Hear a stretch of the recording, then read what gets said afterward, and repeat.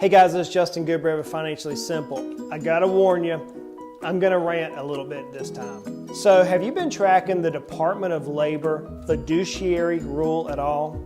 For those of you who don't know, a couple of years ago, the Department of Labor passed a rule that required anybody who basically works with retirement accounts to be a fiduciary. Now, that's a big word. It basically means that I have to take my knowledge that I have as a certified financial planner, as with all my credentials, a CEPA, all the years in business, and do what's in your best interest. And you're like, duh, Justin, I would hope you would do that. Yeah, that's not the case. There are many classifications of individuals who don't have to act as a fiduciary.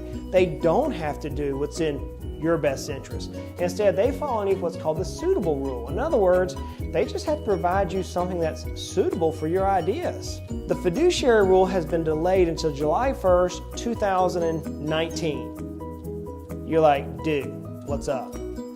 Yeah. So I have a client of mine who's actually an attorney that works for a really big insurance company. And this particular client, their job is to make sure that the insurance company's benefits or the insurance company's voice is heard as it relates specifically to this rule. And whenever we were conversing, my client's like, Justin, you understand why you want this rule to go through so much, but you have to remember, we have FINRA, we have the Securities and Exchange Commission, and now we have the Department of Labor all issuing guidelines. So we have three different major organizations giving us directions, and all 50 states interpret those three different directions differently. So in effect, we have like a mess. And so the insurance world is trying to figure out how to minimize their cost. And I get that. I really do. I understand that. Here's what I don't get. How can you, a financial person, not act in your client's best interest? You have the insurance agent who sells a product for an insurance company. You have a stockbroker who sells a product for a brokerage firm, and then you have a registered investment advisor. A registered investment advisor is bound by the fiduciary rule. The stockbroker and the insurance agent, they're not. You also have certified financial planners, and certified financial planners are also bound to the fiduciary standard.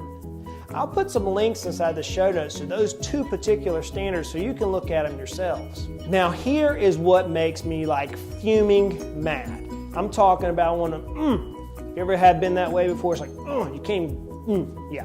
There's a company who's been fighting the fiduciary standard. In other words, they don't want it to happen.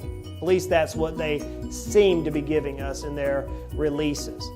This company is called the Insured Retirement Institute, and basically they represent over 150,000 professionals. They represent insurance companies, stockbrokers, asset managers, you name it. They represent a lot of folks.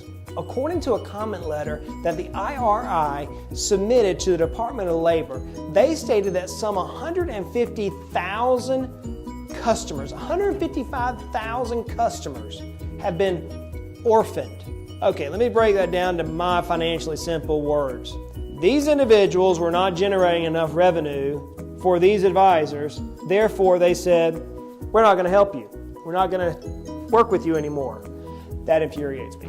That's like mic drop, let me just, have you ever been there? So basically, the way I view this as a certified financial planner, as an investment advisor representative for an RIA, is that if they can't make enough money off of you, you're not worth their time. That could be the furthest thing from the truth. You know, by some of these company standards, I'm not even a good client for them. I have multiple businesses. I have some assets that could be easily managed.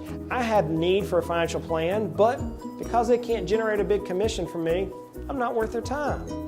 Have you recently dealt with that? I had an individual call me and said, Justin, my broker just dropped me, man. And I was like, dude, seriously? So like at my company, we have a minimum of $5,000. You say, why is $5,000, Justin? Well, I think somebody should at least have $5,000 in cash before you ever start investing. But think about this. Many of our clients don't have any investment accounts. They're business owners. They may be owners of rental income properties. I have clients who have patents. They're coming saying, Justin, help me, give me some guidance. These guys over here, 155,000 accounts, they're just not worth it to these advisors. That's a shame. That's a disgrace in our industry. So guys, look, if you're working with somebody who says you're just not big enough, kick them to the curb. Maybe now you should call them up and say, hey, are you a fiduciary? They say no. Why not? Are they relying on commissions from you? It's our money. And no one is going to care more about our money than I do or than you do. I mean, it's my money. I want somebody who's in my camp. I want somebody in my corner who's there going to push me and claw me and fight me and pull me and do everything to make me succeed financially. I don't need them looking out for their own interests. I want them looking out for my interests. If you're not working with a fiduciary, I'm going to ask you why not. We know life is hard. We know these silly little games that happen in the financial industry just infuriates the fire out of us. Money does not have to be frustrating. It doesn't. Let's continue to make our lives, at least financially, simple.